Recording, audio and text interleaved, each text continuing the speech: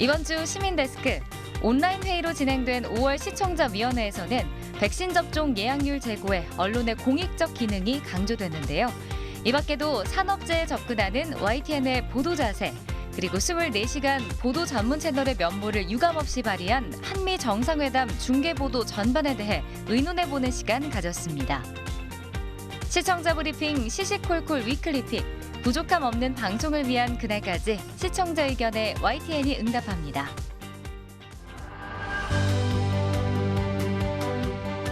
시청자 여러분, 한 주 동안 안녕하셨습니까? 시민데스크 박광렬입니다. 방송통신위원회가 시청각 장애인의 편리한 방송 서비스 이용을 위해서 맞춤형 TV 무료 보급 대상자 신청을 받고 있습니다. 시청각 장애인을 대상으로 소득 수준과 장애 정도를 고려해서 차례로 보급될 예정이라고 하는데요. 자세한 내용은 시청자 미디어 재단을 통해서 확인하실 수 있습니다. 이번 주 시민데스크 5월 시청자위원회 내용 전해드립니다. 화면으로 만나보시죠.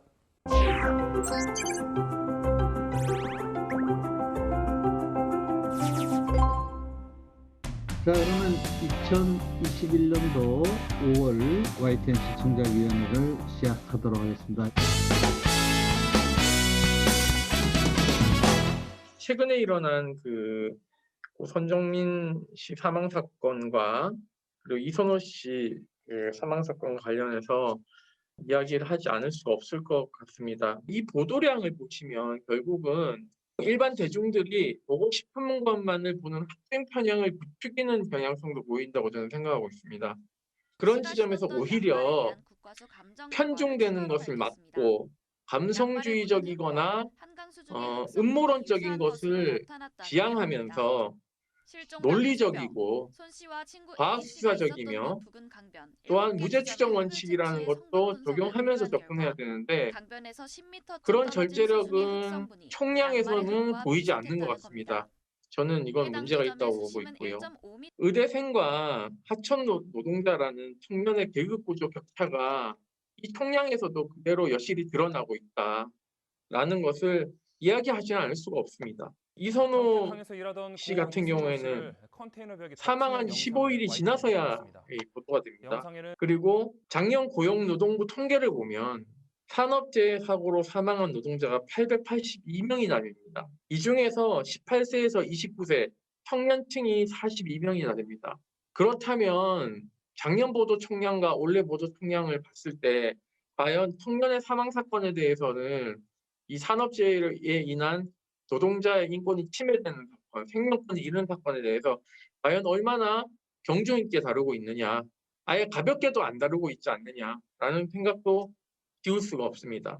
한강 반포 공원 사망 사건과 관련돼서 또 말씀드리고 싶은 부분은 좀 과도한 프라이버시 침해적인 느낌도 있었고, 이것이 과연 맞는 방향의 보도인가? YTN이 그동안 지향해 왔던 그런 보도의 내용들을 살펴보면 정확하고 공정한 뉴스라는 점을 굉장히 강조해 왔고, 그런 점들이 또 시청자로 하여금 신뢰를 주는 그런 방송의 모습이었다고 생각합니다. 근데 이번 뉴스만큼은 너무나 그런 점들을 부합하지 못한 것들이 보였다는 점을 좀 말씀드리고 싶고요.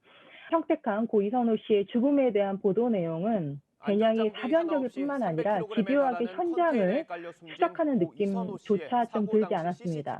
반복적이고 유사하게 발생하고 있는 이 끔찍한 비극적인 사건 앞에서 산업 현장의 문제를 좀 철저하고 빠져나갈 수 없게 촘촘하게 접근하고 그 책임을 정확하게 물을 수 있는 보도를 하셔야 되는데, 평택한 고 이선호 씨의 죽음을 살펴보면 누구에게 책임을 묻는지가 빠져있는 뉴스들이 거의 대부분이었습니다. 반포 시민공원 대학생 사망 사건은 처음부터 저희 입장은 이 부분을 우리가 추측이라든가 이런 것들은 철저히 배제하고 최대한 드라이하게 다뤄야 되겠다. 쓸데없는 억측을 낳을 수 있기 때문에 사실 최대한 억제한다고 했는데 여러 언론이나 아니면 일반 시민들의 관심이 지속적으로 있었기 때문에 저희가 다룬 양은 사실 많아졌습니다. 결과적으로. 그렇지만 저희가 아무튼 매번 다룰 때마다 이거를 무리한 부분은 없는지, 이게 시청자들한테 괜한 오해를 사는 게 아닌지 이런 점을 계속 신경을 쓰면서 하고 있다는 말씀은 다시 드리겠습니다. 그리고 그 이선호 씨 그 죽은 거 관련해서는 그 한 가지 저희가 말씀을 드릴 거는 사실 저희는 그 발생 직후에 제보를 받고 아버지 인터뷰도 해서 보도를 했었습니다. 그래서 저희가 사실 지금 안타깝게 생각하는 건 그때 보도한 데 그치지 않고 계속 저희가 이걸 이슈를 살려서 원인이랄까 아니면 진상규명을 위해서 노력을 했으면 훨씬 빛나는 보도가 됐을 텐데 그게 일과성으로 보도를 한 이후에 2주의 시간이 그냥 흘렀고 그다음에 이제 아버지가 이런 그 기자회견을 했을 때 그때 다시 이제 저희도 보도를 시작했는데 그런 면에서는 저희가 물론 보도가 많이 부족했습니다. 중대재해법 그 시행을 앞두고 있습니다만 그 노동 현장에서 사망 사고가 끊임없이 이어지고 있습니다. 그래서 그 부분에 대해서는 앞으로도 지속적으로 관심을 가지고 보도를 할 생각입니다.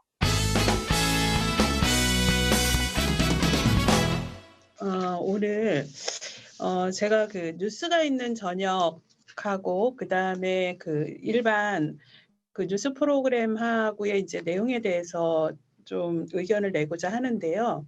뉴스가 있는 저녁에서 다루는 이슈나 쟁점이 왜 일반 다른 그 시간대별로 하는 뉴스 프로그램에서는 적극적으로 보도가 되지 않을까?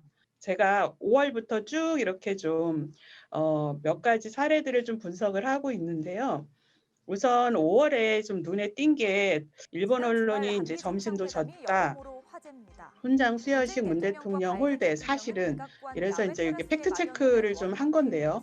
그 사실이 아닌 사진이 왜곡돼서 인터넷에서 확산되는 것은 정확한 뉴스를 위해서 바람직하지 않다 이런 지적을 아주 잘 해주셨습니다.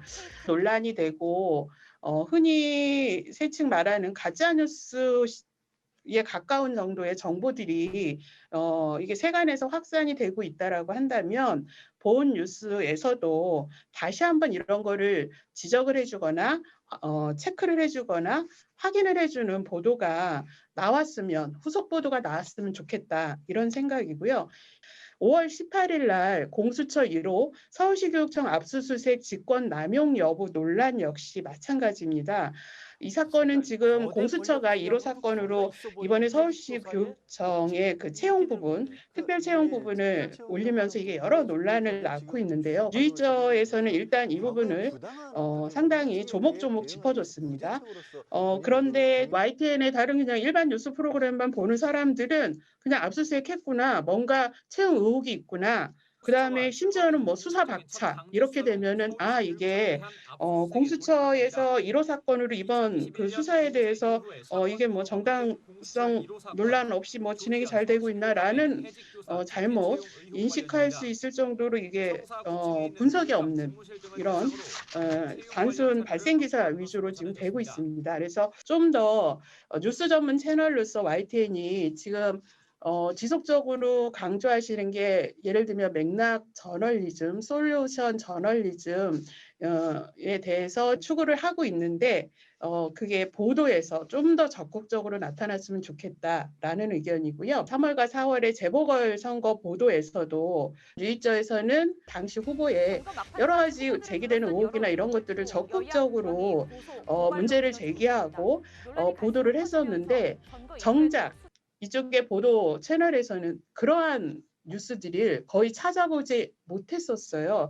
그때 선거보도에서도 상당히 아쉬운 점이 있었는데 저는 설명과 또 개선이 필요하다는 의견을 드리고 싶습니다. 뉴이저와 또 다른 뉴스들의 뉴스를 보는 시각 이런 게 다른 게 차이가 크다 이런 지적을 해주셨는데 사실 그 뉴이저는 특화된 프로그램으로 다루고 있습니다. 뉴이저의 시각으로 특정한 의제를 잡으면 거기에 대해서 이제 다루고 있고요. 특히 또 뉴이저는 언론 비평 분야도 이렇게 시간을 내서 다루는 거로 저는 파악하고 있습니다. 물론 뭐 뉴이저에서 다루는 의제가 우리 보도국에서도 안 다루는 건 아닙니다. 그렇지만 뉴스 형식 자체가 다르고 저희가 이제 일반 뉴스에서는 주로 스트레이트 뉴스 그리고 스트레이트 뉴스에 따른 해설 보도도 있습니다만 아무튼 스트레이트 뉴스 중심이다 보니까 결과물이 좀 다른 상황도 분명히 있습니다. 지난번 재보궐선거 관련됐을 때 저희가 소소한 단독 보도를 한 것도 있습니다만 전반적으로 볼 때는 좀 미진했다는 지적, 저희도 이제 아프게 받아들이고 앞으로는 그런 부분에서도 좀 더 분발을 하도록 하겠습니다. 뉴스와인 저녁은 아시겠습니다만 저희가 이슈 맥락 그리고 해설 그리고 탐사 보도와 팩트 체크를 강화한 뉴스 프로그램을 데일리로 운영을 하고 있습니다. 그래서 사실은 기존의 보도국 근데 기자들 중심의 보도 방식이 출입처 위주의 보도 방식이어서 거기서 조금이라도 벗어나기 위한 그 탐사 기능을 강화하고자 노력을 하고 있고요. 사실은 대체로 그 방송사 보도국 특성상 저희뿐만 아니라 그 대부분의 많은 회사들이 사실 그 정치적으로 예민한 사안에 대해서는 조심스럽게 접근하던가 아니면 기계적인 잣대로 보도하는 경향이 좀 있습니다. 특히 최근에 시청자 입장에서 볼 때는 이미 다 아는 내용을 반복하는 게 뉴스로서 가치가 있느냐 이런 문제인식도 있다고 생각을 합니다. 특히 또 언론사 또 기자들의 그 선택적 보도에 대한 비판도 있고요. 그래서 뉴이전의 뉴스 채널에서 이른바 PD 저널리즘 방식을 일정 부분 도입을 하고요. 적용을 해서 이른바 관점이 있는 뉴스를 만들려고 노력을 하고 있습니다. YTN의 뉴스쇼를 볼 때 전문적인 영역에 있어서는 상당히 많이 바뀐 것을 저희가 확인을 해볼 수 있습니다. 근데 정치 분야에 대한 부분을 다루는 분들에 대해서는 좀 그렇지 않은 것 같아요. 과거 그 어목했던 시절에 종편에서 자주 나오시던 분들이 여전히 나오고 계시고 또 정치 분야 전문가가 아니신 분들 또 본인이 무슨 말을 하는지 잘 모르는 듯한 느낌을 주는 분들까지도 새롭게 갱신되지 않은 채로 하나마나 말씀들을 많이 하고 계십니다. 정치평론도 사실은 전문 영역이거든요. 이번에 저희가 한미 정상회담 보시면서 느꼈겠지만 굉장히 용어들도 전문적인 용어들을 활용을 하고 또 실질적으로 그러한 결단을 내리는 과정에서 어떠한 힘들이 작용하는지를 이해를 해야 됩니다. 그런데 전혀 전문적이지 않고 점쟁이 같은 말씀을 하시는 것은 심각한 문제라고 생각을 해요. 내년에 이제 대선이 있지 않습니까? 대선을 앞두고 시민들이 올바른 판단을 할 수 있게끔 전문가들을 정치 분야에서 패널로 기용하시고 새로운 얼굴들을 도입해 주시기 바랍니다. 저희도 최근에 이 정치 패널의 문제점에 대해서 계속 내부에서 토론을 하면서 최근에 그 이른바 그 정치 평론가들의 출연은 많이 줄었습니다. 이제 관련 현안을 다루는 분들은 대부분 현역 의원 아니면 이제 전직 의원들이 많이 나오고 계시는데 이런 분들 섭외가 잘 안 되는 사각 시간대들이 있습니다. 심야나 이런 데 이제 평론가들이 좀 나오고 계신데 그래서 좀 참신한 인물들로 배치를 할까 생각을 하고 있고요. 또 가급적이면은 회사 내부의 선임 기자랄까 해설위원들 이런 분들이 직접 나가서 우리 입장을 말씀하시는 게 더 좋겠다는 판단을 갖고 있는데 그 부분에 대해서 좀 지속적으로 노력을 하고 있습니다. 앞으로도 그런 방향으로 흐름 잡고 있다는 말씀을 드리겠습니다.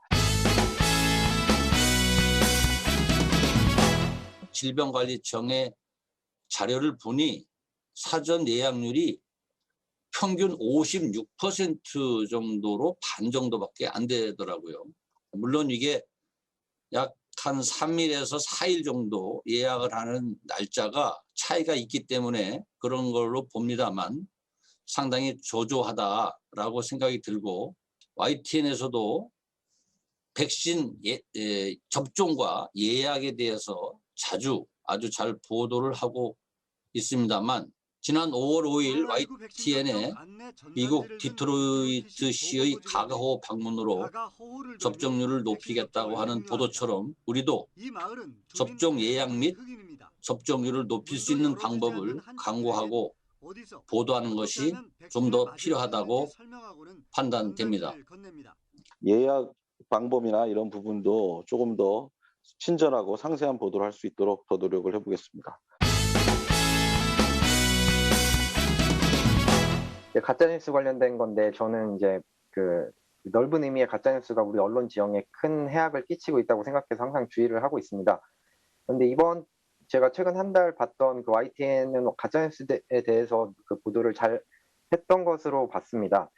예를 들자면 올해 4월 말경에 대통령 사저 관련해서 지역에서 반대 여론이 많다는 보도가 많았었는데 이제 YTN은 2021년 4월 30일 날 대통령 사저 관련해서 현장을 직접 방문해 보고 지역의 여론이 다른 언론 보도들과는 다르다는 점을 짚어주었습니다. 이 부분은 명확히 잘한 것으로 평가를 하고 있습니다.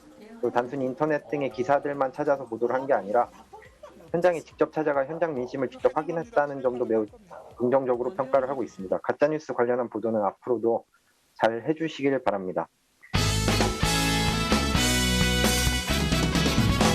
한미 정상회담 같은 경우에는 일단 여기서도 YTN은 기본적으로 보도량이 많고요. YTN이 기본적으로 해야 되는 중계성 보도들과 기본적인 정보들을 전달하는 역할이 굉장히 충실했다고 생각합니다. 근데 아쉽게도 이거는 이제 뭐 말 그대로 아쉬운 점인데 사실 YTN이 조금 더 심층적이고 깊이 있는 분석 보도를 해줬으면 좋겠다 하는 게 이제 조금 아쉬운 점입니다. 그러니까 많은 매체들의 보도를 좀 한마디로 요약하면 이게 성과와 한계를 너무 단선적으로 쉽게 요약하고 있어요. 예를 들어 성과 같은 경우에 이 공동선언문에 그 북한 인권 문제랑 대만 해협 문제가 들어가서 아주 전향적이고 한미 동맹을 복원했다. 이렇게 이제 성과를 요약해 버리고요. 한계 같은 경우에는 백신 수합, 그러니까 백신을 직접 지원을 못 받았기 때문에 이거는 좀 아쉽다. 이런 측면으로 너무 그 요약을 하고 있어요. 근데 이게 사실 치고 들어가 보면은 이것도 굉장히 오해를 유발할 수 있습니다. 한미 동맹을 복원했다는 것도 그럼 그전에 한미동맹이 뭔가 흔들렸었나? 이런 의심을 할 수밖에 없고 일부 다른 매체 같은 경우 실제 그렇게 보도를 합니다. 그리고 북한 인권이 들어가서 좋은 거다?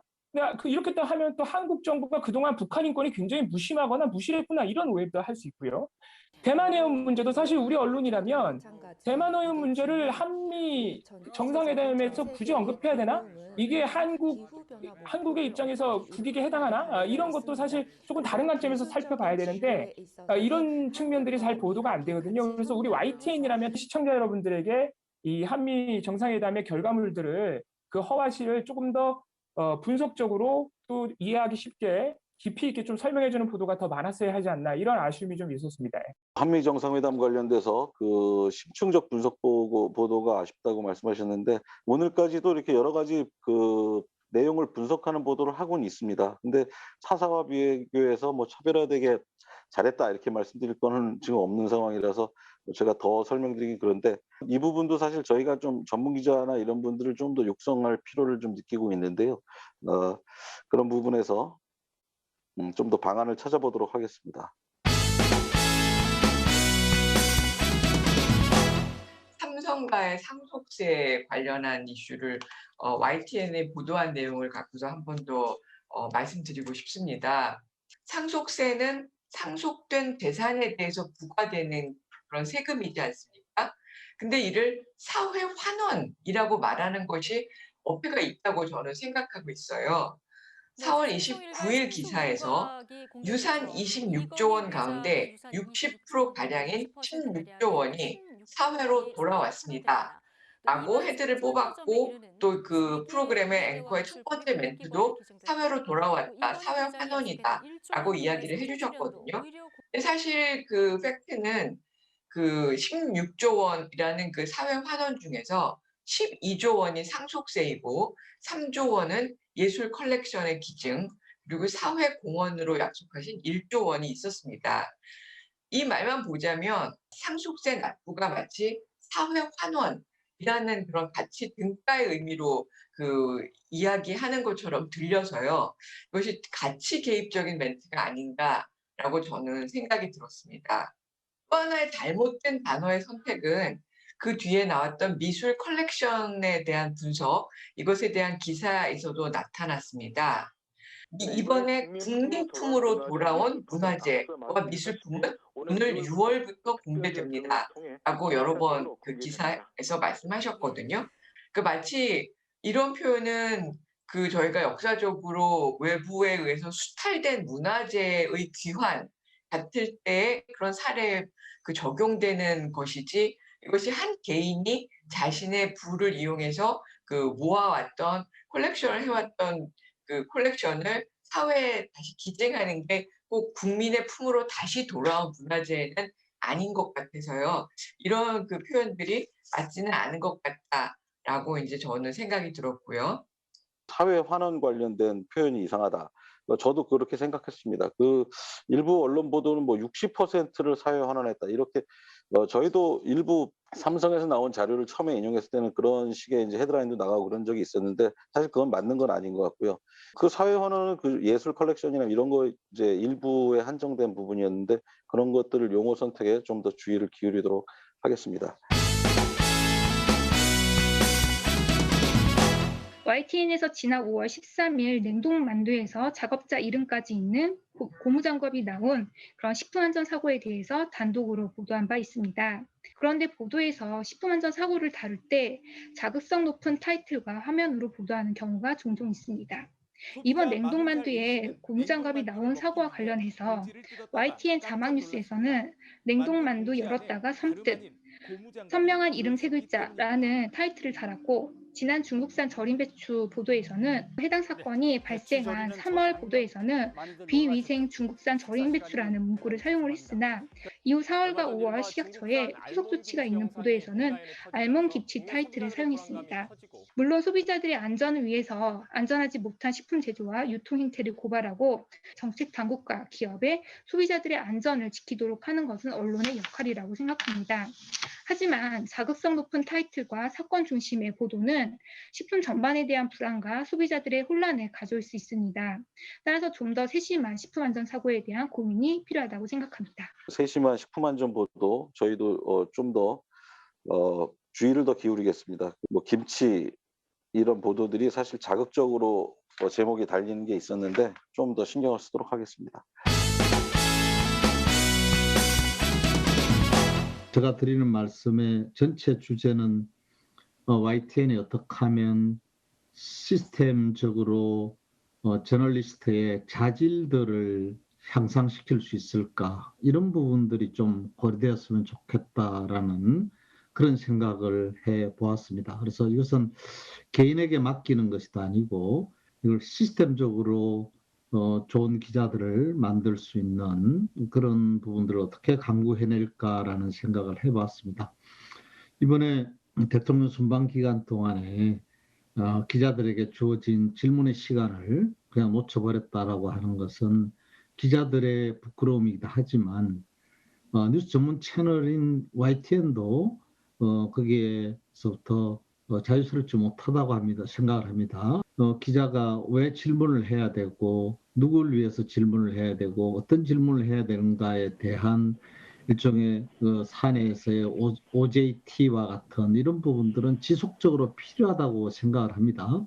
그래서 뭐 예를 들자면 저는 YTN도 좀 개성 있는 기자, 소위 말해서 뉴스 때마다 시그니처를 남길 수 있는 기자들의 모습들 뭐 이런 부분들도 좀 있었으면 좋겠다. 그게 오락성이라는 뜻이 아니고 사람들에게 좀 더 설득력 있게 뉴스를 전달할 수 있다는 점에서 근데 너무 똑같아 보여서 너무나 표준화되어 있어서 아쉽다는 생각을 많이 하게 됩니다. 저널리스트 자질 향상 문제 사실 저희가 사실 부끄러움을 느낍니다.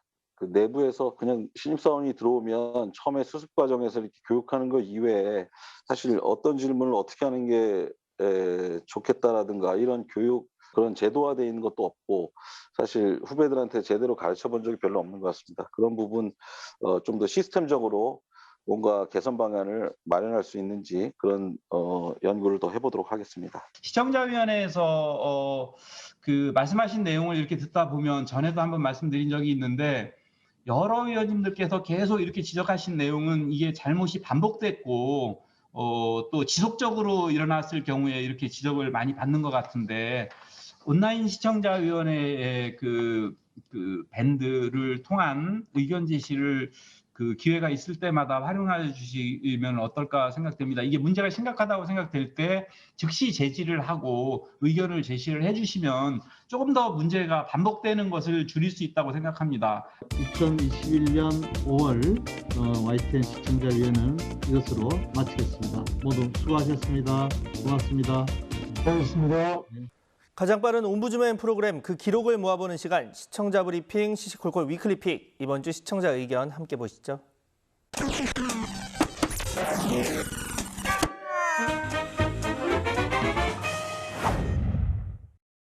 지난 20일 KT 스카이라이프에서 YTN의 채널 번호가 24번에서 0번으로 바뀌었습니다.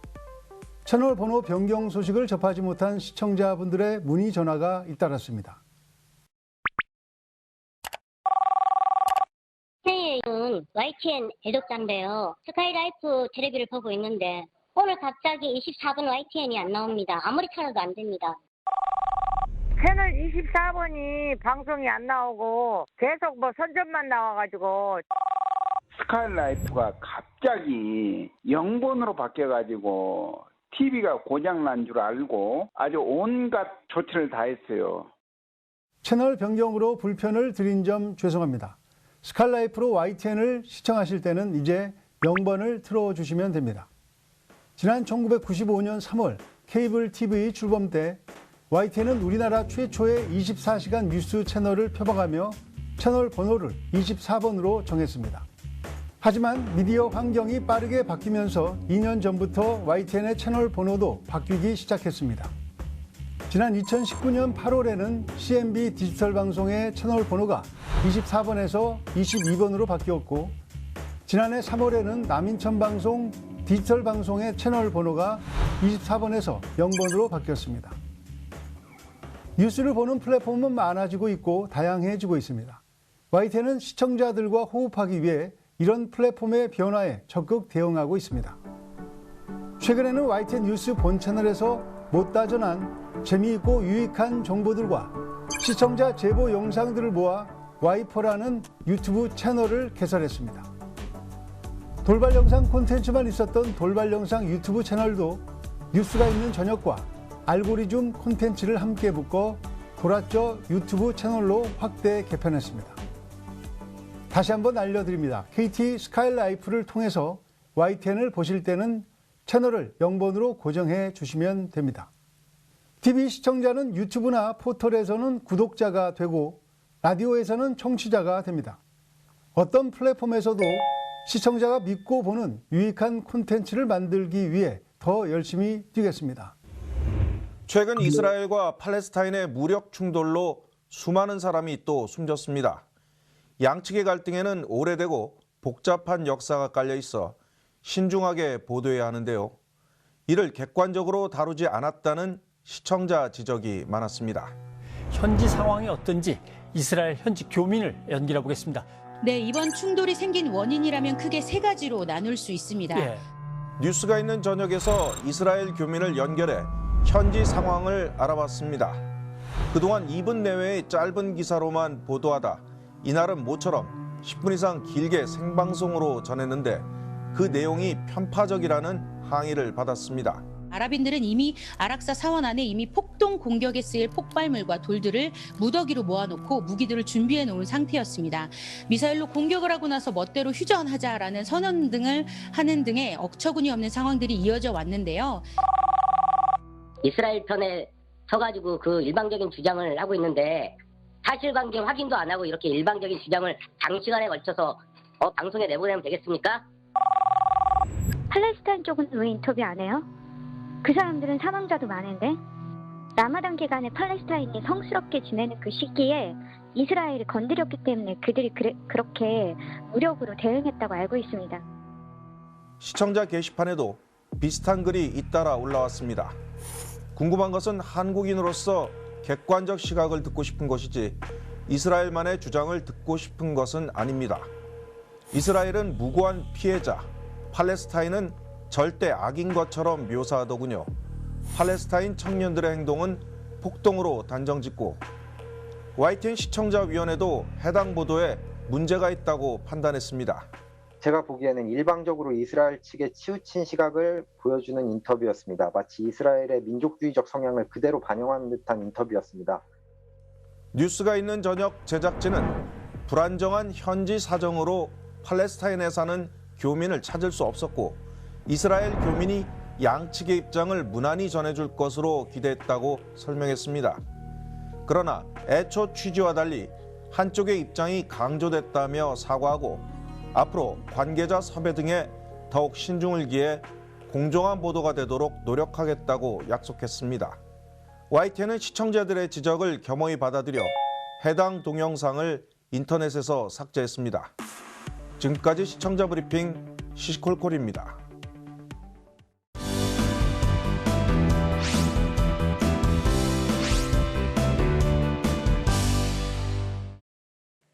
안녕하세요. YTN DMB 시청자 평가원 정은정입니다. 나들이 하기 좋은 계절이지만 여행이 자유롭지 못한 요즘 TV를 통해 아름다운 풍경을 보며 아쉬움을 달래보곤 하는데요. 동네 토박이들만 아는 동네 뉴스를 전하는 뉴스 캠핑을 통해 강원도 정선군을 찾아가 봤습니다.